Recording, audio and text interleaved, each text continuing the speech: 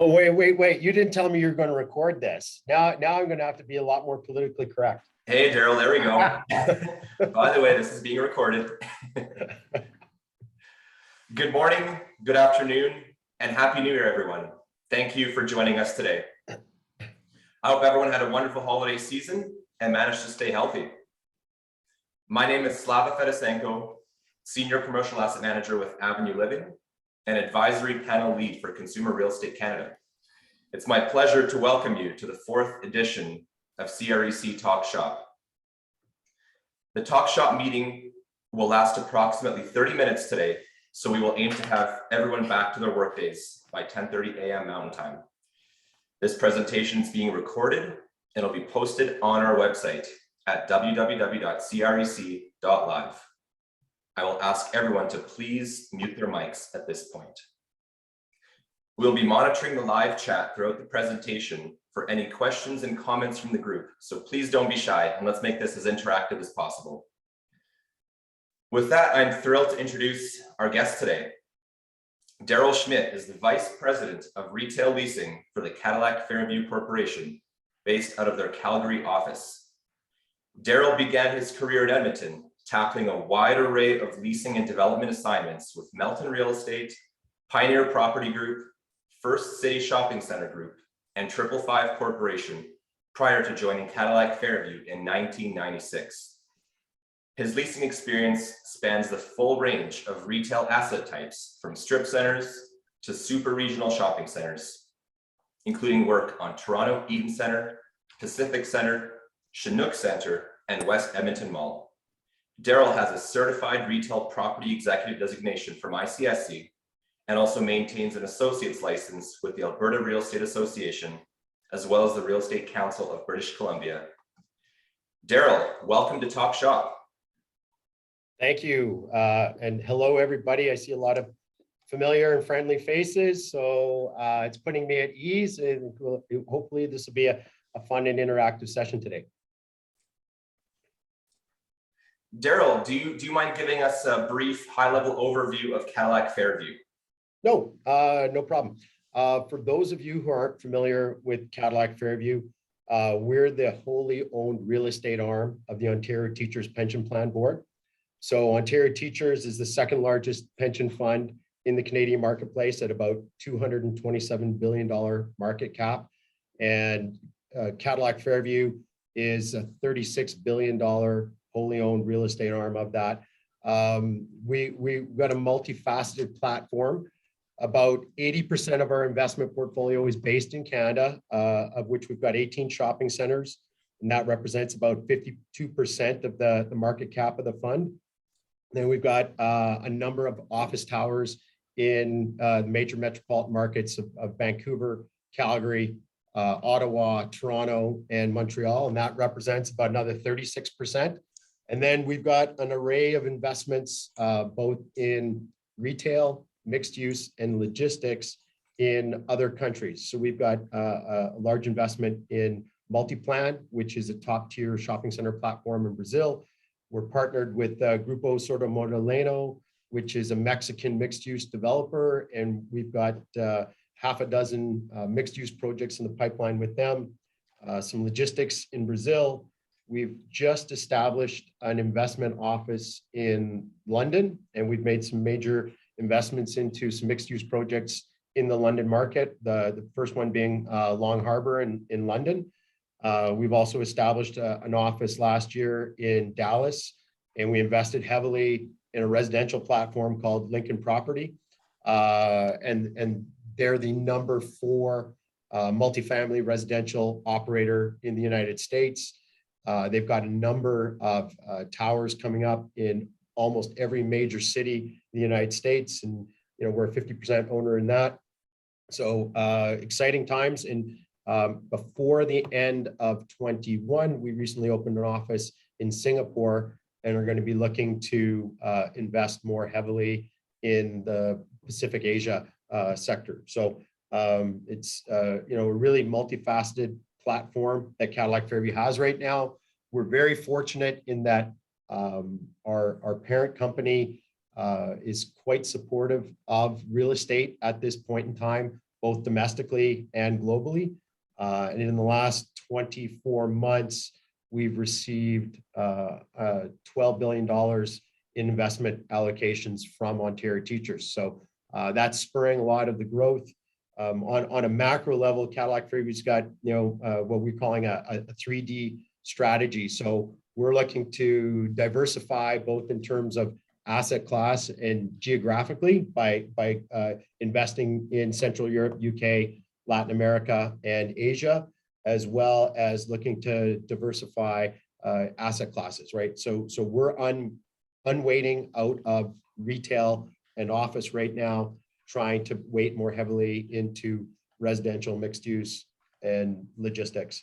And then the other D of that strategy would be to differentiate. So, there's a big push to differentiate our existing portfolio and assets from our competitors. And a lot of that's going to be through mixed use developments on a lot of our existing shopping center sites. And, good example of that is what we're doing in Richmond with Richmond Center, where, we've got the entitlements in place and we're under construction on 12 towers that's going to represent 2,000 condominium units that'll be developed out over the next 7 years.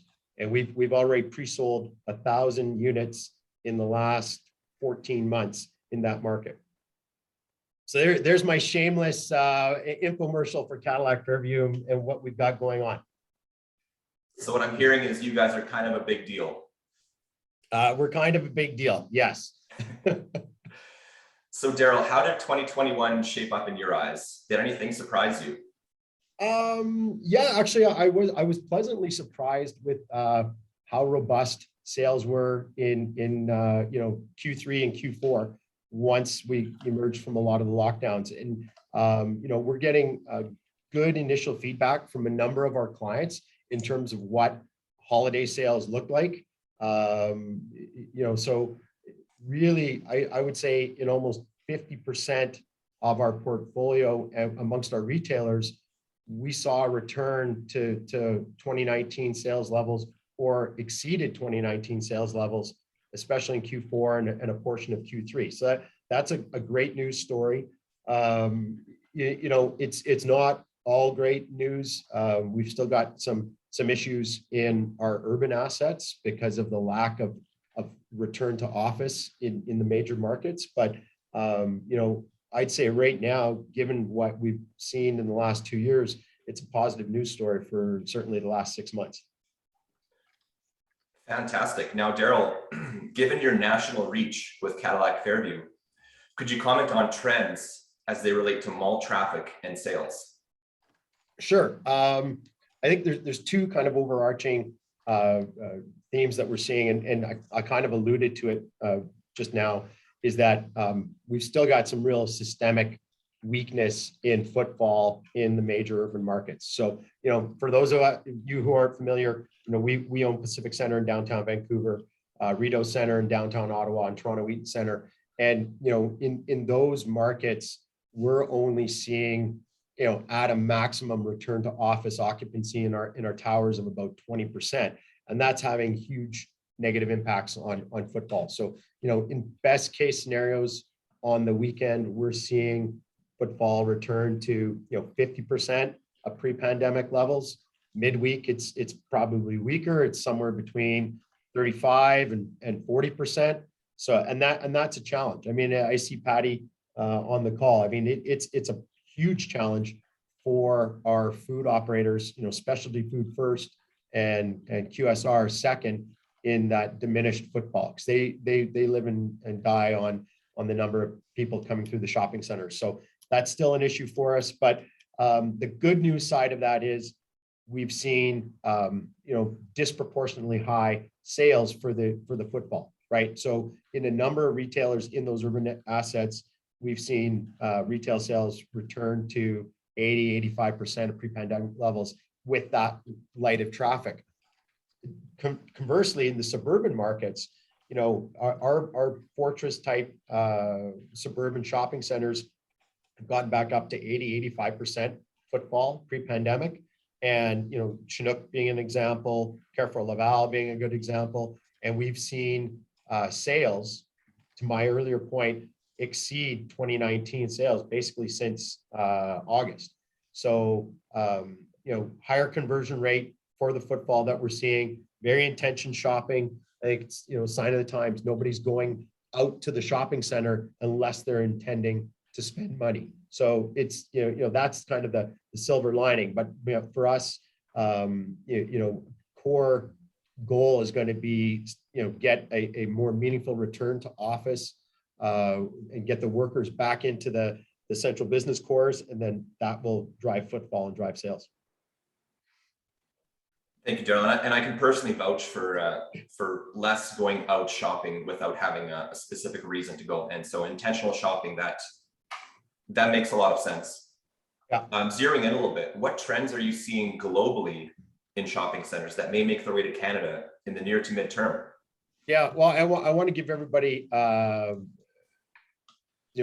for hope. I was doing a bit of traveling to the US and Europe in the fall.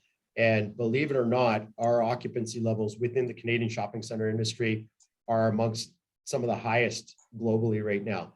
In the UK, you're seeing vacancy levels sitting at around 30% in some very large, well-established shopping centers like Westfield, London, and Westfield, Stratford, and likewise in the US. So, where our portfolio and the Canadian average is probably sitting somewhere between 85 and 92% occupied, we're in really good place.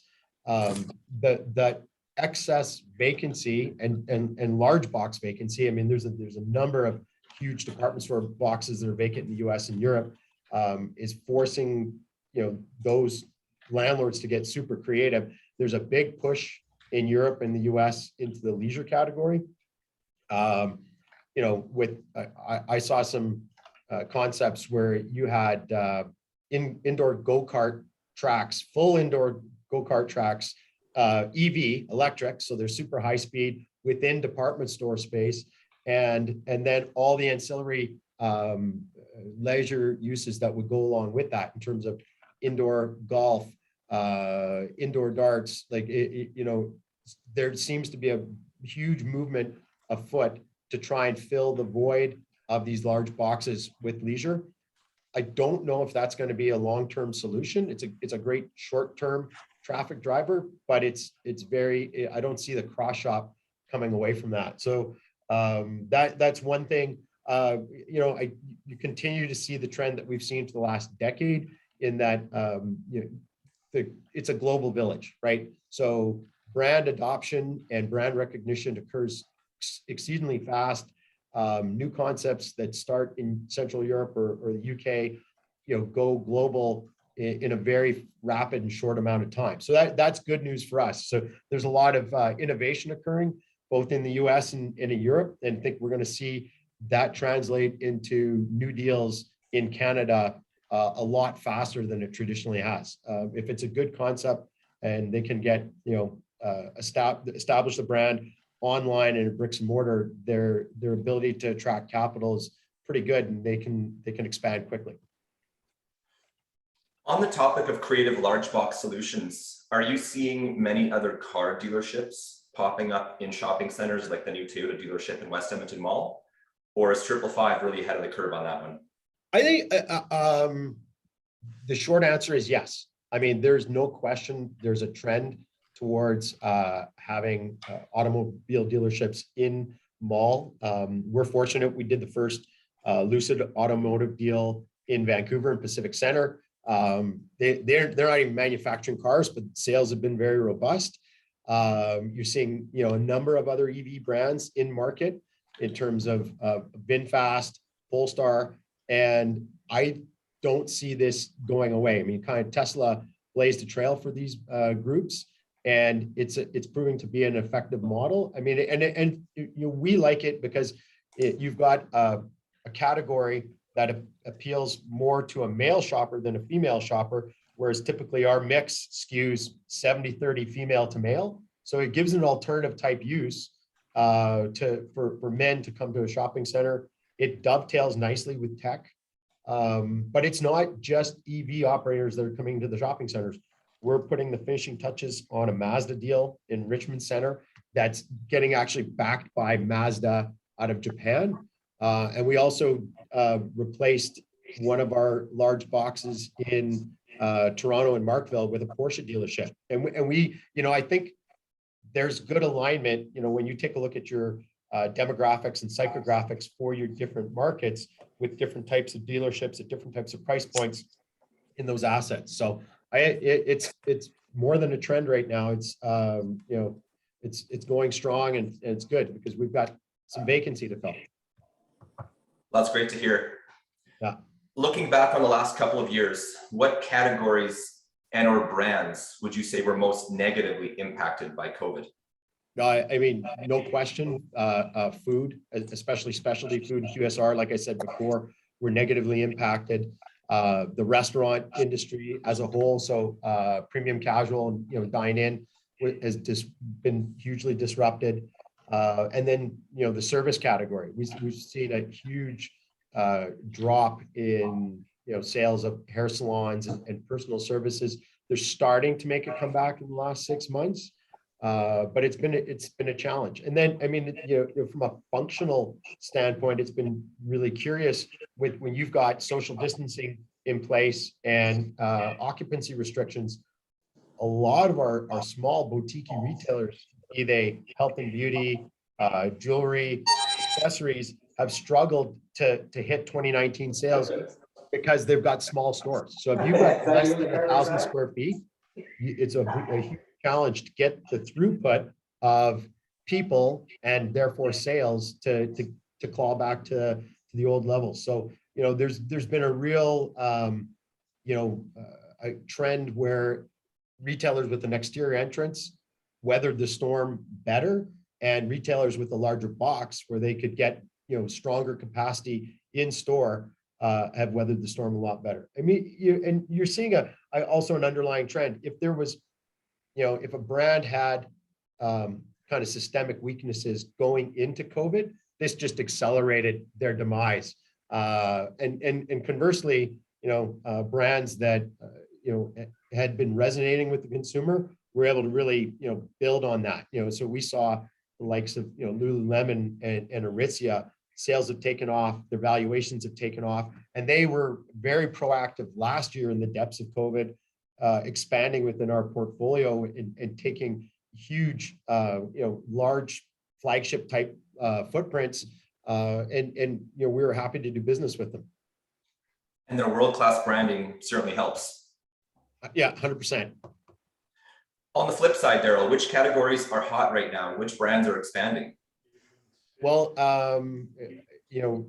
it's interesting that luxury has performed exceedingly well through COVID. So, when the going gets tough, the tough go shopping. So we take a look at, Holt Renfrew in Vancouver. They're exceeding 2019 sales. They didn't miss a beat. Same with Louis Vuitton, Tiffany. Any of the luxury brands have performed exceptionally well. And we're seeing the byproduct of that now. We've got a number of luxury brands in market that are looking to expand. Either, some of it's retrenching out of the department stores and looking for freestanding locations, and others is just expanding their footprints on a global standpoint and doing new freestanding locations. So that's exciting. I think it kind of goes without saying, everybody got a lot more casual in the last 24 months, and athleisure is red hot. So we've done 5 deals with JD Sports out of Great Britain and the UK. And we've opened the first one in Fairview Mall in Ontario. They're performing exceptionally well. We're going to have a number of the openings through the spring of this year. We've done a number of deals with Decathlon out of Europe, large sporting goods chain, and they're going to be quite aggressive. But also we've signed up new business with Nike, Athleta. We've got other yoga players from Australia, US, and Central Europe looking and we've got other footwear players looking. So athleisure, far and away the hottest category, and it's good because for the first time in probably 25 years in our corporate history, we've got some larger blocks of real estate that we can accommodate these players.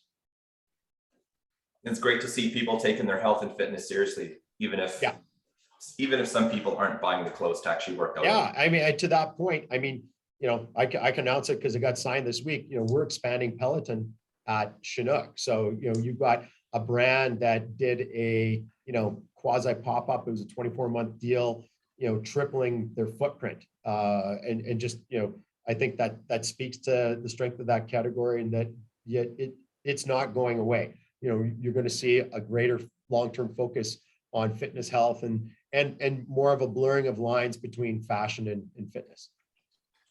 Fantastic. Now, is Cadillac Fairview seeing any supply chain impacts that you can touch on? Yeah, we're ourselves are seeing supply chain issues in terms of materials. We've got a number of developments ongoing coast to coast, and we've seen huge disruptions in steel, manpower, glazing. It's been a challenge getting glazing in on time. We've seen that ripple to our retailers. A number of the retailers, again with glass, have had delayed openings. They couldn't get their glazing, couldn't get their storefronts in on time. We've had a number of restaurant deals get delayed because of lack of kitchen equipment. The floods compounded those issues. I mean, a lot of the kitchen equipment, which is news to me, was getting manufactured offshore. It was coming from Europe or coming from Asia, and a lot of it was just in containers in the fall. And even when the containers arrived, then you had the floods and the disruption. So huge challenges from that standpoint. I think it's not a secret.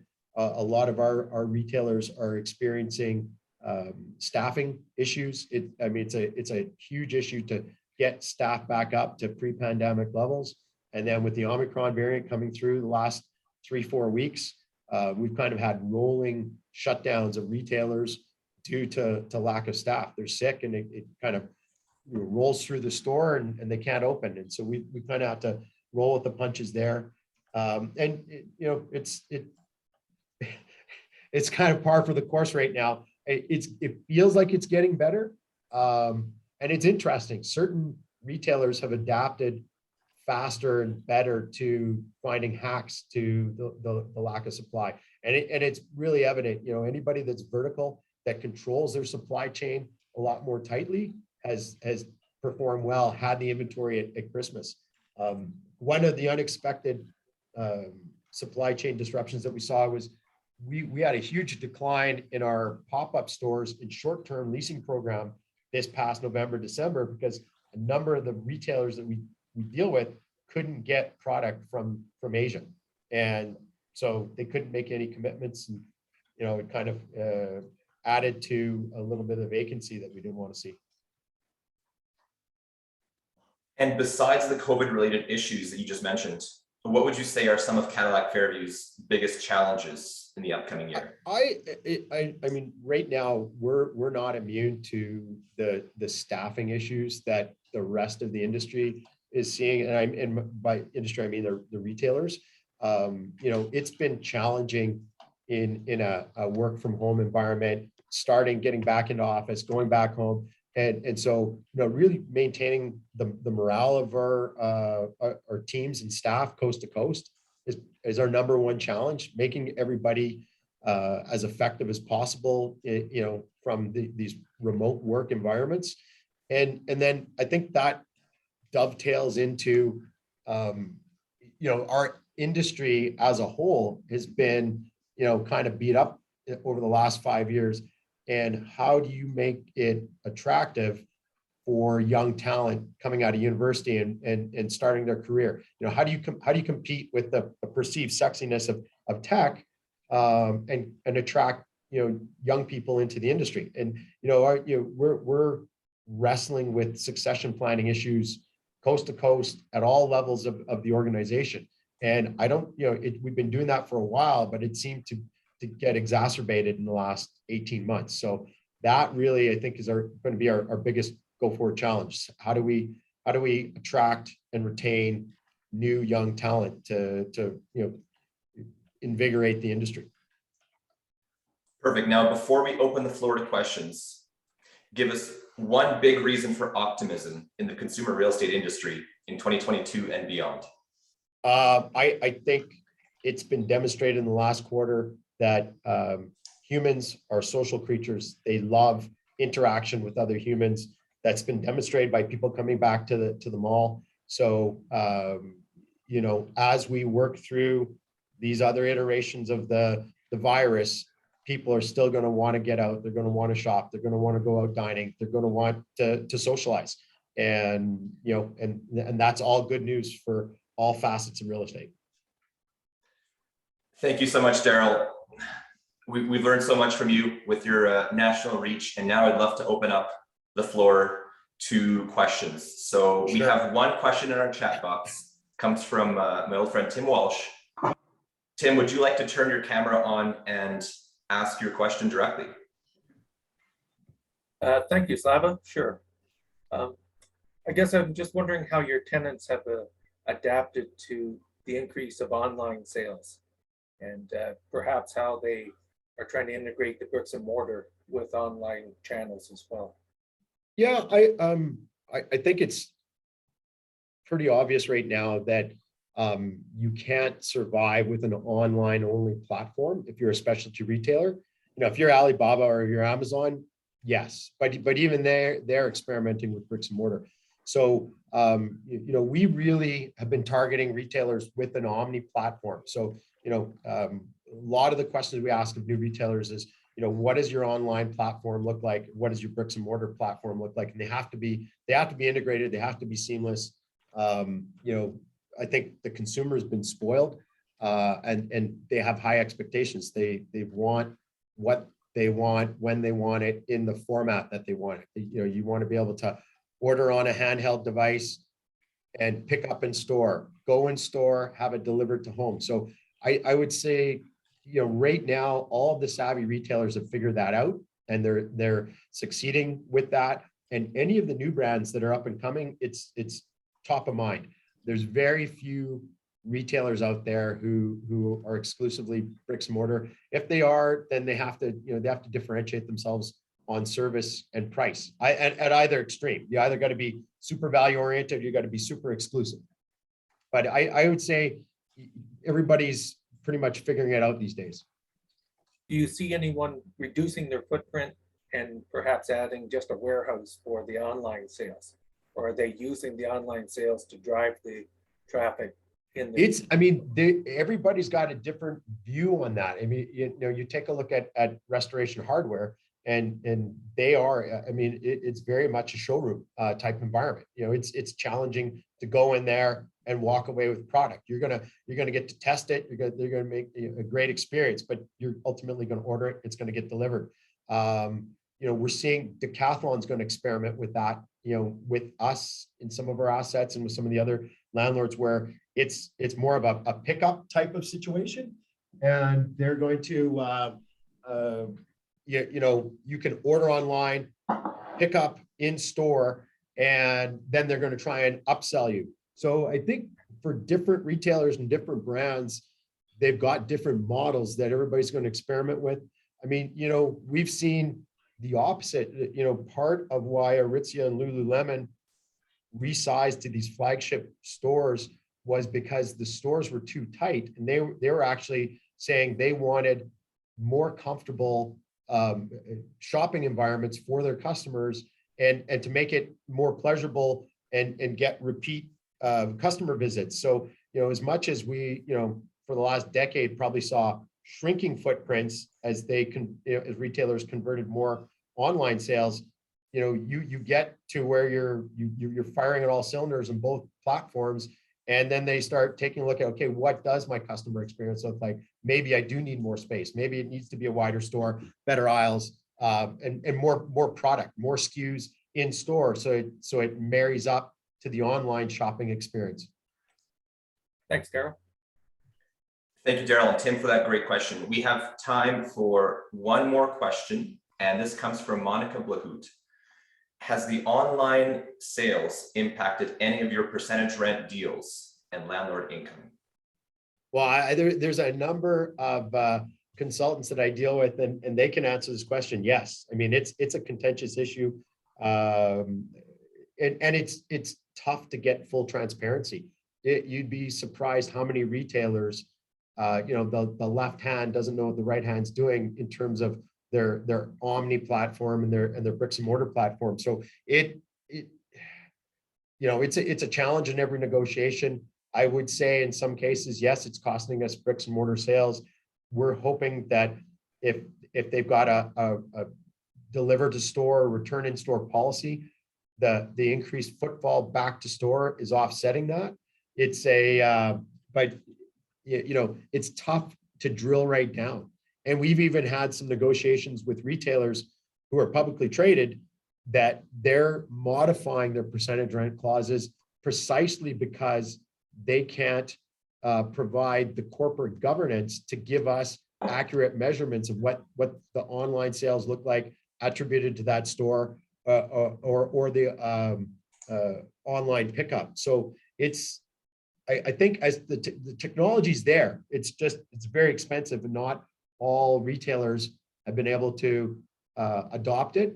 So it's something, as the costs come down, I think we'll get more transparency and it'll become a lot more seamless. Some of the new, tech startups, and we saw there, online that converted, Casper being a good example, they have a very seamless and integrated online and bricks and mortar platform. And they know exactly what the correlation is between opening up a new location and what the spike is in online sales. And they were actually a great partner. They were prepared to share some of that upside with us if we shared on the downside. So I'm optimistic that might become a more common go forward platform for both retailer and landlord.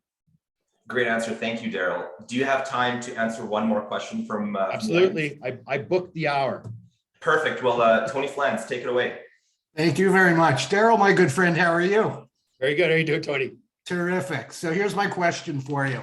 How are you maintaining your rent expectations when a lot of the new tenants that you're adding to centers are not apparel and don't have the same higher margins? This must put a lot of pressure to reduce rent.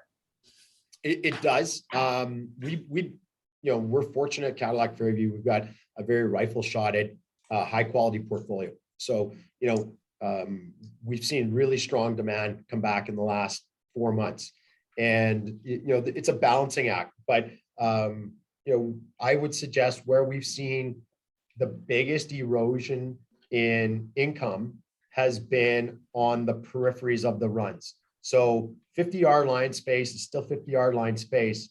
Even if you're a lower margin retailer, if you want to build your brand, you have to pay the premium to be at the 50-yard line, or you make the business decision to move further down the run, to move to the 35-yard line, or move to the 20, or move to the goal line. So we've been fortunate in that we've kind of maintained our revenue stream in our core runs and or grown it, where we've had to flex, and which has been good with these newer concepts, newer brands, is less prime real estate.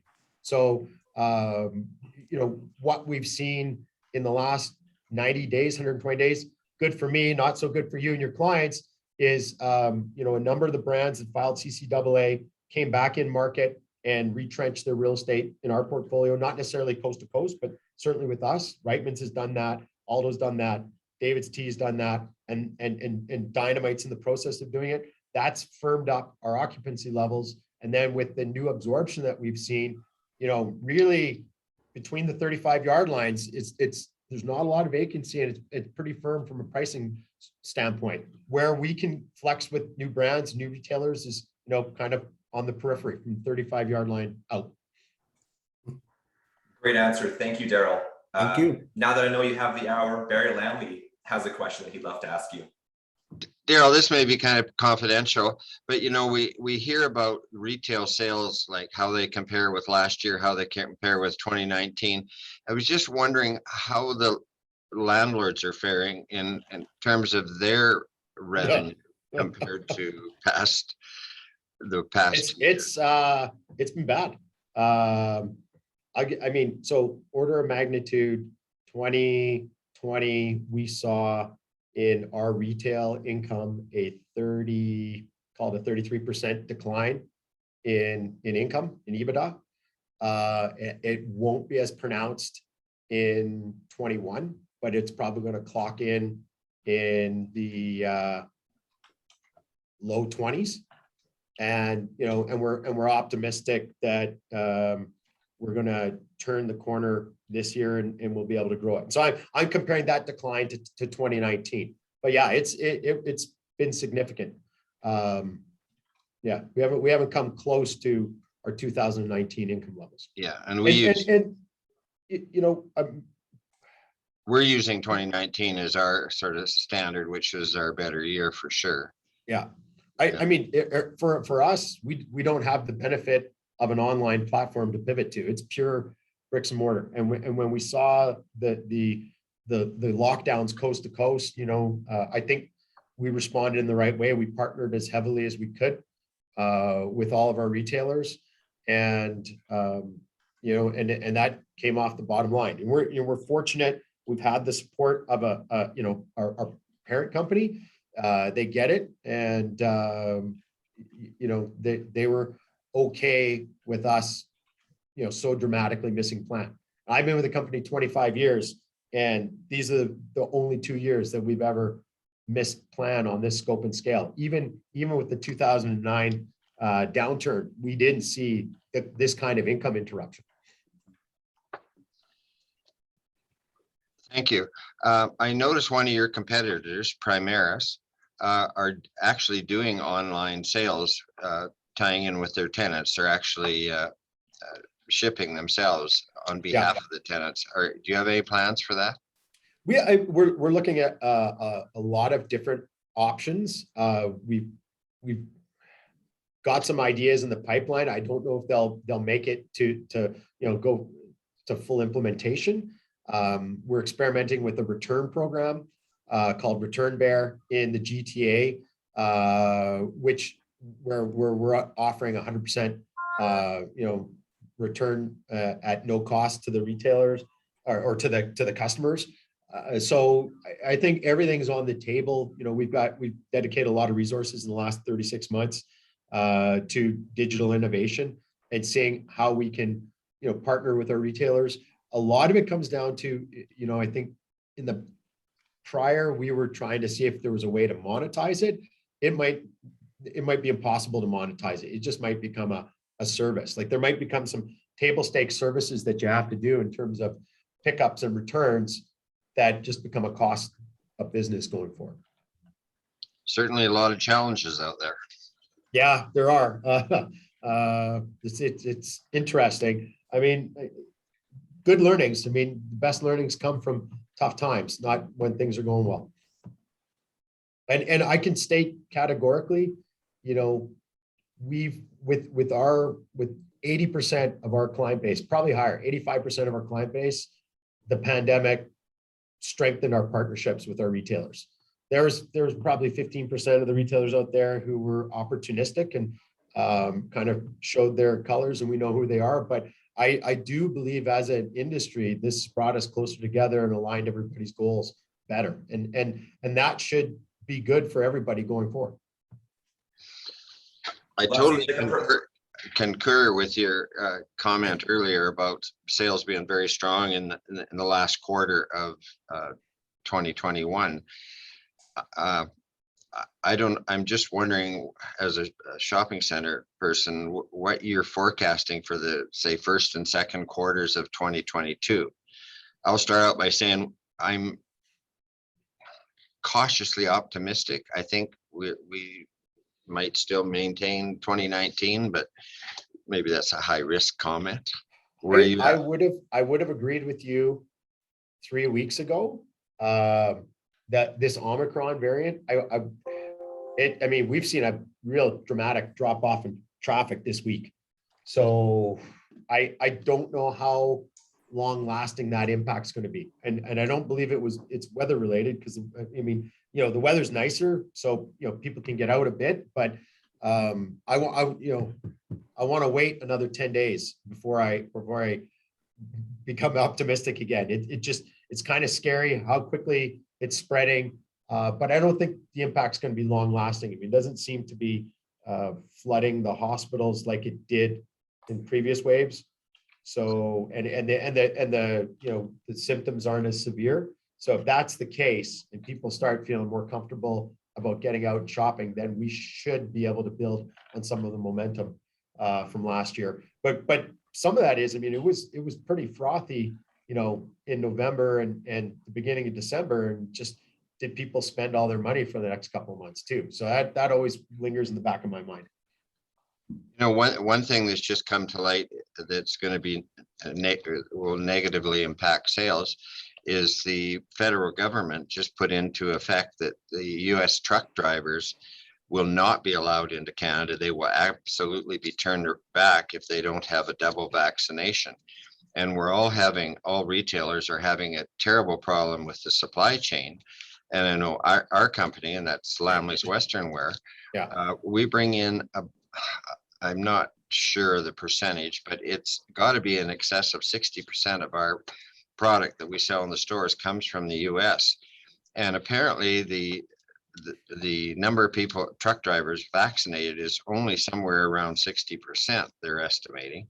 Yeah. So that's going to create massive problems in the supply chain on top of the problems we already have. I agree. So that's going to affect sales. Feels like the government's tone deaf from that perspective. I mean, you know, that if you believe the Alberta numbers, where they're suggesting maybe as much as 40% of the Alberta population's got Omicron right now, or has experienced it, what's the point in blocking your borders? Because it's here and it's spreading like wildfire. It seems like it's really late knee-jerk reaction to stopping the spread. If we didn't have the variant at all, I kind of get it. I mean, same thing.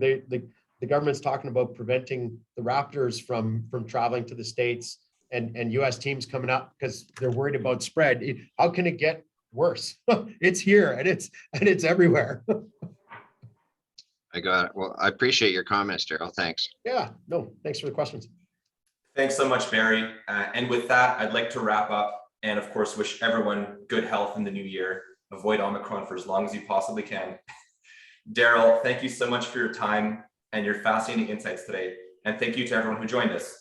If anyone in the audience thinks of any follow-up questions for Darryl, his contact info is in the chat window and it'll be shared in a follow-up email. So thank you again, Darryl. Really appreciate your time. Thanks for joining us. And please watch for details via email on the next CREC Talk Shop session. I hope everyone has a great rest of your week. Take care, everybody. Thanks, Slava. Thanks, Mike. Thank Bye, you. That was everybody. fantastic. Thanks, Darryl. See you later. Thank you.